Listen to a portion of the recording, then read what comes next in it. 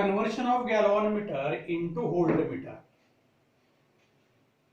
To measure potential difference, galvanometer it should be connected parallel with the circuit.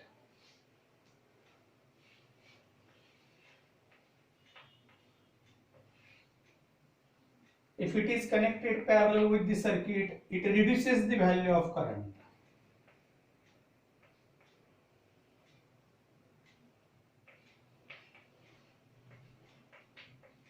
Through the circuit. Therefore, potential difference which is to be measured is decreased. Current reduced, therefore potential difference is reduced. Therefore, minimum current or zero current should be along the galvanometer or voltmeter. Number one difficulty म्हणजे याच्यामध्ये येणारा current जो आहे तो minimum यायला पाहिजे. Minimum यायचं असेल तर काय करावं लागेल, इथं असणारा सर्किटचा रेझिस्टन्स किंवा इकडचा रेझिस्टन्स इन्क्रीज करावा लागेल. कोणती method? Connect some resistance or resistance X in series with the galvanometer. Number 1. Number 2, the galvanometer gives large deflection for small voltage. To increase the capacity to measure large potential difference, some arrangement is necessary. With the help of this high resistance, this voltage range can be increased. Number 3, the galvanometer coil will get damaged for large potential difference. To protect the galvanometer coil, the high resistance is connected in series. म्हणजे हा current आहे तसाच ठेवण्यासाठी. Number 2, voltage capacity increase करण्यासाठी. Number 3, coil जी आहे ही protect करण्यासाठी. Due to large potential difference, high resistance is connected with the galvanometer coil, then it will be converted into voltmeter.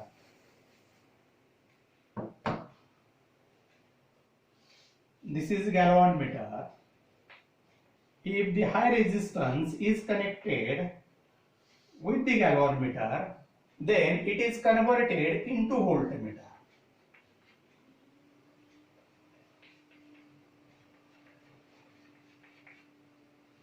This device it is voltmeter. ज्यावेळी live lecture झालेलं आहे तर त्याच्यावेळी पण ते सांगितलेलं आहे. मात्र ही व्हॅल्यू कशावरती डिपेंड राहते, तर ती व्हॅल्यू डिपेंड राहते galvanometer resistance, the value of current flowing through the galvanometer, आणि या टर्मिनलच्या अक्रॉस ही टोटल डिव्हाइस झाली व्होल्टमीटर. हे व्होल्टेज मेजर करणार आपण सर्किटचं. मग ही एक्स जी व्हॅल्यू आहे ही कशी डिसाइड करायची, तर हे अप्लाय किंवा सर्किटचं असणार पोटेन्शियल डिफरन्स हे डिवाइड झालं voltage across galvanometer plus voltage across the high resistance. It is equal to the current multiplied by resistance, again current multiplied by resistance. It is equal to current multiplied by G plus X. Phi upon Ig is equal to G plus X. Therefore, X is equal to Phi upon Ig minus G. म्हणजे आपल्याला याचं फुल scale deflection साठी असणारा current माहित असेल, किती voltage major करायचं, किती कॅपॅसिटीचं व्होल्टमीटर असावं, ती value 10 volt, 100 volt, 100 millivolt, गॅल्व्हनोमीटरचं रेझिस्टन्स त्या व्हॅल्यूज ठेवल्यानंतर त्या कॅपॅसिटीचं व्होल्टमीटर आपल्याला मिळतं. या पद्धतीने हे ज्यावेळी लाईव्ह लेक्चर होतं तर त्याच्यामध्ये पण ते मी सांगितलेलं आहे. समजा याची कॅपॅसिटी परत n टाइम्स इन्क्रीज करायची असेल, x is equal to NV upon IG. convert this current Ig minus G, phi is equal to Ig multiplied by G. Voltage is equal to current multiplied by resistance. Then current Ig is equal to V upon G. इथं substitute केल्यानंतर X is equal to NV divided by V upon G minus G. हे V आणि V cancel झालं. G इथं multiplication मध्ये आलं. NG minus G which is equal to G in bracket N minus 1. If the voltage capacity is increased N times, then the value of a high resistance which should be connected in series with the galvanometer can be determined by using formula X is equal to G in bracket N minus 1. हा MCQ साठी formula महत्वाचा आहे किंवा छोटस example असेल 1 किंवा 2 marks साठी की हा रेजिस्टन्स जोडल्यानंतर हे व्होल्टेज मेजर करण्यासाठीच व्होल्टमीटर आपल्याला मिळतं. मग ही व्हॅल्यू डिटरमाइन होते या व्हॅल्यू सबस्टिट्यूट केल्यानंतर आणि मग तो इथं जोडल्यानंतर ते व्होल्टमीटर मिळतं. परत याची कॅपॅसिटी n टाइम्स इन्क्रीज करायची असेल X is equal to NV upon Ig minus G. Phi is equal to current multiplied by resistance of the galvanometer. Ig is equal to V upon G. आता ही value substitute केली इथं NV upon V upon G minus G. Phi आणि V cancel केलं. G ने इथं multiply केलं NG minus G. G common घेतलं N minus 1. या पद्धतीने बराचसा थिअरीचा भाग याच्यामधला झालेला आहे. या चॅप्टर मधला काय पॉइंट्स राहिले असतील किंवा एक्सरसाइज मध्ये जे असतील ते मी नंतरच्या व्हिडिओ मध्ये किंवा नंतरच्या लेक्चरला एक्सप्लेन करेन. आता मी काही एक्झाम्पल्स याच्यामधले एक्सप्लेन करतो. थोड्या वेळासाठी तुम्ही काय करायचं व्हिडिओ पॉज करायचा आणि टेक्स्ट बुक घ्यायचं. टेक्स्ट बुक समोर ठेवायचं. त्याच्यामध्ये जेवढी होतील आताच्या व्हिडिओ मध्ये 4-5 एक्झाम्पल्स तर तेवढी मी डिस्कस करणार आहे. टेक्स्ट बुक मध्ये 10 नंबरचे एक्झाम्पल आहे.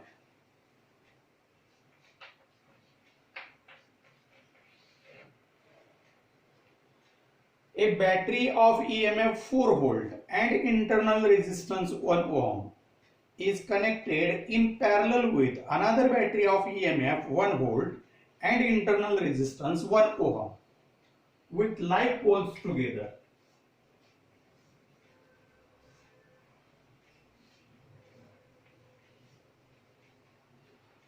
असं जे सर्कल मध्ये दाखवतोय ते मी internal resistance 2 batteries. One battery of 4 volt EMF, internal resistance 1 ohm. Second battery EMF 1 volt, internal resistance 1 ohm are connected parallel with each other with like poles together. हे like poles together आहेत आणि या दोन batteries EMF 4 volt आहे, internal resistance 1 ohm, EMF 1 volt, internal resistance 1 ohm connect केलेले आहेत.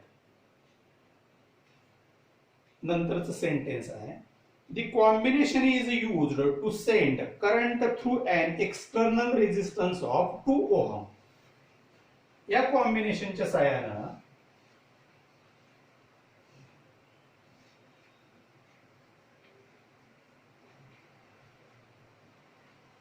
current is sent through this resistance.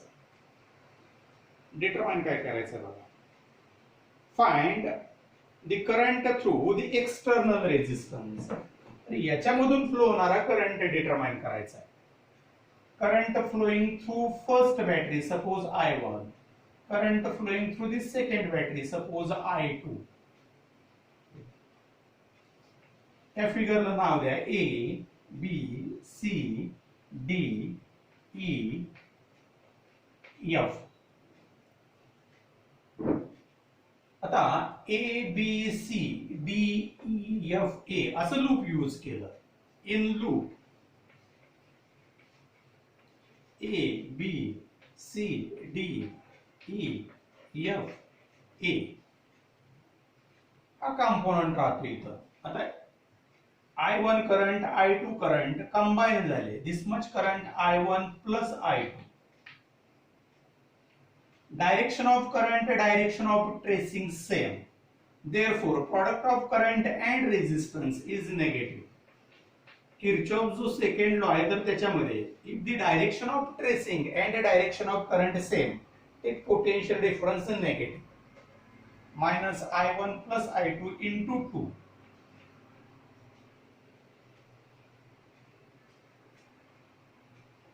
Again resistance. Product of current, आता या ब्रँच मध्ये असणारा करंट किती आहे I1, रेजिस्टन्स आहे 1 ohm, minus I1 into 1. If we reach or travels from negative to positive terminal, then EMF of battery is positive is equal to 0. Simplify करायचे. Minus twice I1 minus twice I2 minus I1 plus 4 equal to 0. Minus 3I1 minus 2I2 plus 4 equal to 0. हे transfer करू पलीकडं. 4 is equal to 3I1 plus 2I2. Suppose equation number 1. आता same जे आहे B C D E B या loop साठी use करायचं. In loop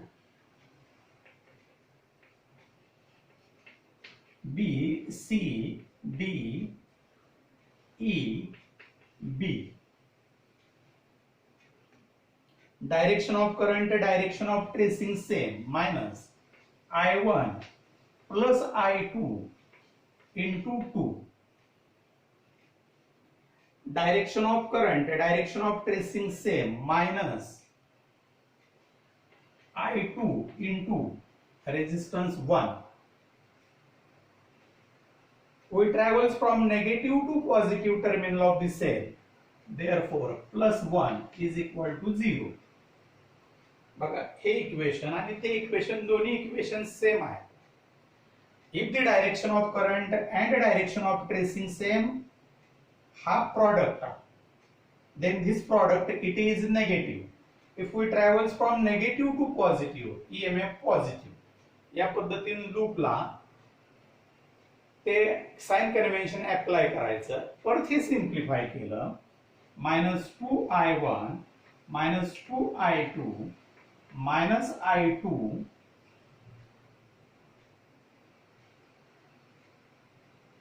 plus 1 equal to 0. I2 into 1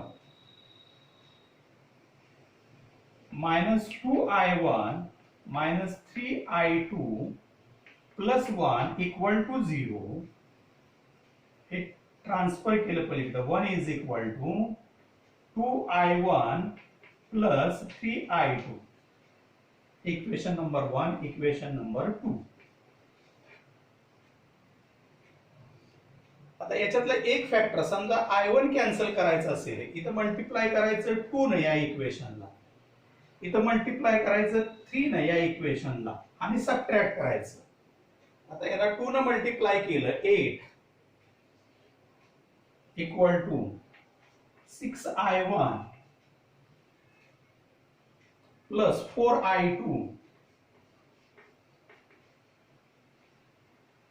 याला 3 न मल्टिप्लाय केलं 3 इक्वल टू 6I1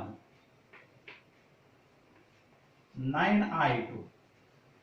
सबट्रॅक्शन घेतलं. Negative negative negative. 5 equal to 0 minus 5I2. Therefore, the value of I2, 5 is equal to minus 5I2. 5 equal to minus 5I2. I2 is equal to minus 1 ampere. आता ही कोणतेही एका equation मध्ये, या equation मध्ये किंवा या equation मध्ये व्हॅल्यू यूज करायची.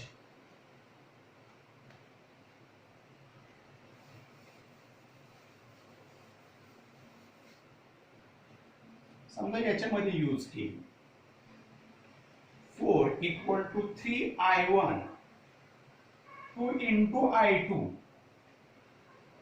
2 into -1, 3I1 minus 2, इकडे ट्रान्सफर केलं 6 equal to 3I1, I1 is equal to 2 ampere.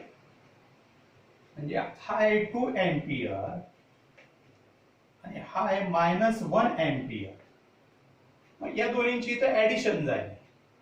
2 minus 1, I1 plus I2, it is equal to 1 ampere. Therefore, current through the external resistance, it is equal to 1 ampere. याच्यामध्ये सगळ्यात महत्वाचं काय तर loop use करून जे आपण equation लिहितो EMF साठी आणि पोटेन्शियल डिफरन्स साठी, ते सगळ्यात महत्वाचं आहे. Direction of current, direction of tracing same, potential difference negative. If we travels from negative to positive terminal, EMF of the battery, it is positive. या पद्धतीने यूज केले. एवढीच दोन वाक्य लक्षात ठेवले. त्याच्या विरुद्ध असेल, ट्रेसिंगच्या अपोजिट जर करंट असेल, potential difference positive, positive to negative असेल through battery, EMF of the battery is negative. तर या पद्धतीने साइन कन्व्हेन्शन्स यूज करायचे. एक दोन वेळा बघायचं, ते पॉज करा, पाठीमागे या, बघा एक्झाम्पल आणि नंतर सॉल्व करा.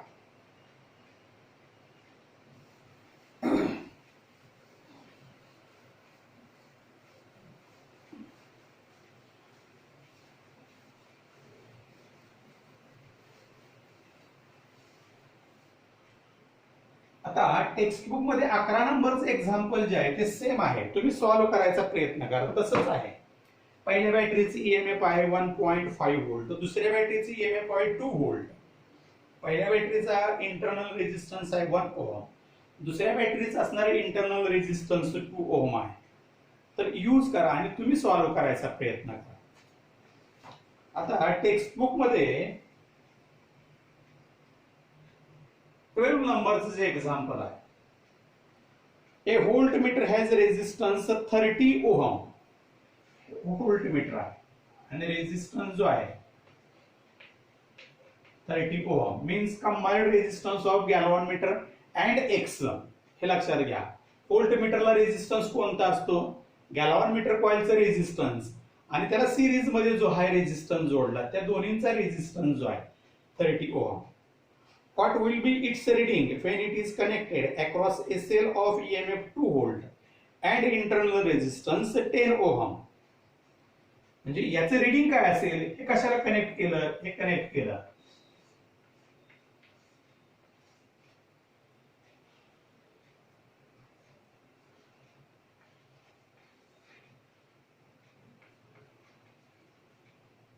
What will be the reading of voltmeter when it is connected across the cell of EMF 2 volt and internal resistance 10 ohm?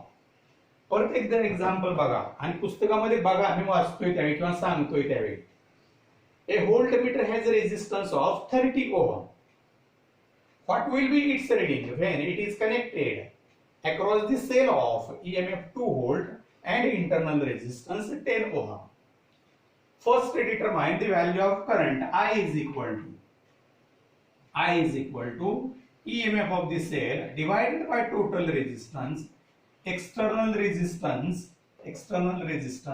plus internal resistance of the cell, 2 divided by 30 plus 10, it is equal to 2 divided by 40, 1 divided by 20 ampere. Current flowing through the circuit. Now current flowing through the resistance, it is 1/20. Then reading by voltmeter, it is equal to IR. Value of current through the circuit 1/20 into resistance of the voltmeter. हे सगळ्यात महत्वाचं आहे बघा. कशाचा कुठं इथं किती voltage major होईल तर या रेजिस्टन्स ना करंटला मल्टिप्लाय करावं लागेल. हे 0 0 कॅन्सल झालं, 2 ने डिवाइड केलं 1.5 व्होल्ट. बघा आपण बाजारातून सेल जरी 2 व्होल्टचा आणला त्याला व्होल्टमीटर जोडलं त्याचं पोटेन्शियल डिफरन्स मेजर करण्यासाठी, तर जेवढं ईएमएफ आहे तेवढं मेजर नाही होत. त्याने मेजर होणार व्होल्टेज जास्त 1.5 व्होल्ट. आता या एक्झाम्पल वरून पण आपल्याला थोडंसं कळतं की ईएमएफ आणि पोटेन्शियल डिफरन्स ह्या दोन गोष्टी कशा वेगळ्या आहेत. बॅटरीचं ईएमएफ त्याला टोटल रेझिस्टन्स न डिवाइड करायचं, करंट मिळवायचा. Current multiplied by resistance of the voltmeter is equal to voltage और रीडिंग ऑफ द व्होल्टमीटर. हे नंतरच एक्झाम्पल झालं, टेक्स्ट बुक मध्ये 12 नंबरचं एक्झाम्पल आहे. त्याच्यानंतर 13 नंबरचं example.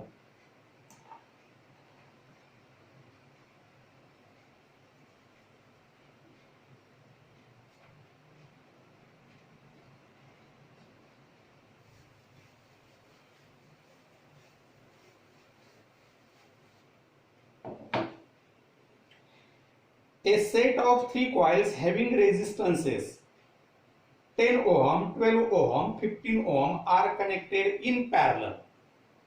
3 coils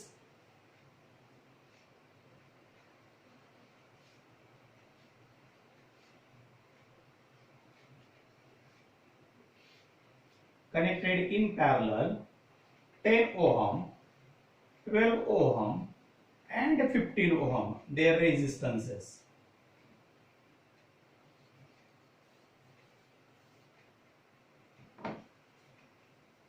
A set of 3 coils having resistances 10 ohm, 12 ohm and 15 ohm connected in parallel.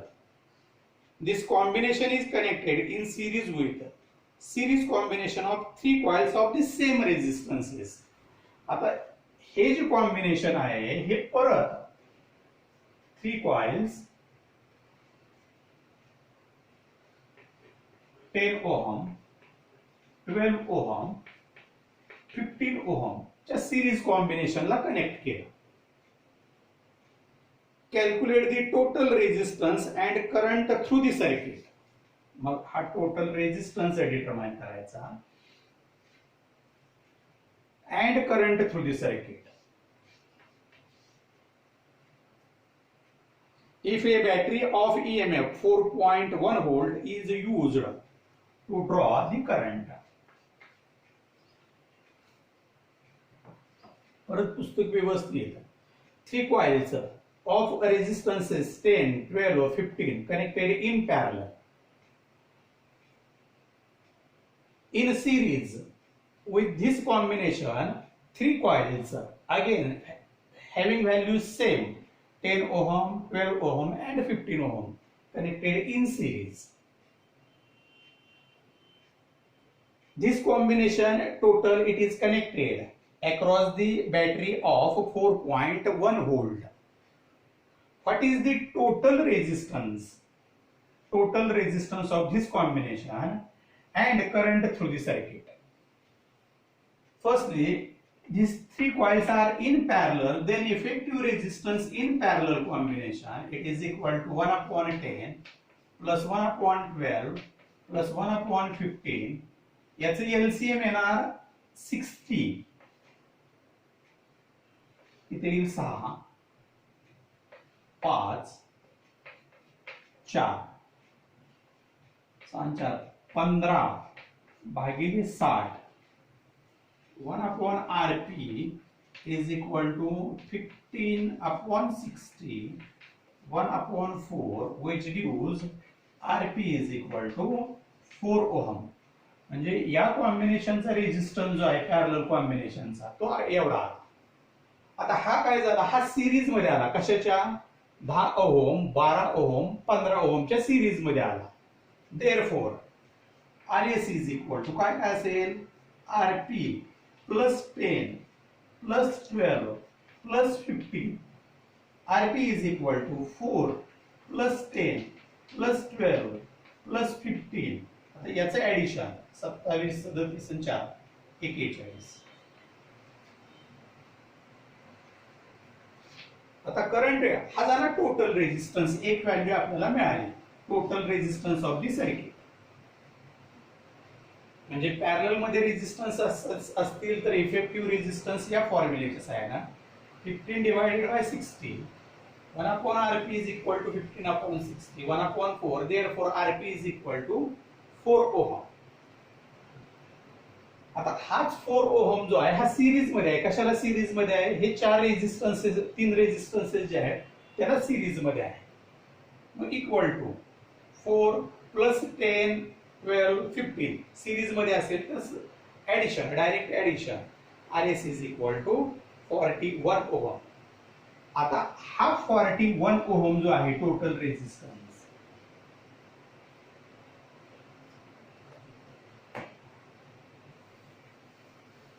आता हे सगळं मी खोडतो आणि हा इफेक्टिव्ह रेजिस्टन्स किती आहे? हा 41 ओहम. हा कनेक्ट झाला कशाला? या बॅटरीला. मग फ्लो होणारा करंट किती? Phi is equal to IR. Phi is equal to 4.1. Current determine करायचा आहे इंटू 41. यानं जर याला डिवाइड केलं येईल 10. I is equal to 1/10. It is equal to 0.1 ampere. अशी करंटची व्हॅल्यू आहे. P is equal to IR. Applied voltage 4.1 volt is equal to current multiplied by effective resistance. Effective resistance it is equal to 41 ohm. याला हे cancel केलं 10 आलं. I into 10 means I is equal to 1/10. It is equal to 0.1 ampere. तर या पद्धतीने करंटची value आली, current through the circuit.